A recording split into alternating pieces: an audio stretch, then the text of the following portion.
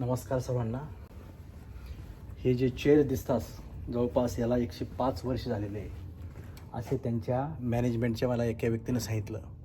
आणि याच ठिकाणी डॉक्टर बाबासाहेब आंबेडकर बसून त्या ठिकाणी प्रियांनो प्रोफेसर करून लेक्चर ऐकत होते आणि स्टुडंट म्हणून त्या ठिकाणी शिकत होते, बसत होते. मला त्यांच्या एका मॅनेजमेंटच्या व्यक्तीनं मला सांगितलं ज्यावेळेस मी त्यांच्याकडे विचारणा केली.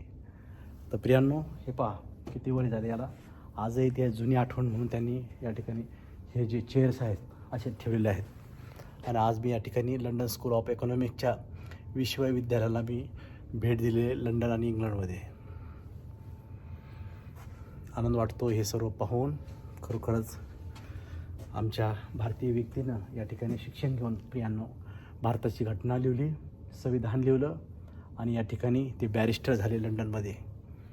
मला फार आनंद वाटत आहे की अनेक वर्षापासून हे जे चेअर्स आहेत त्यांनी तसेच आठवण म्हणून ठेवले.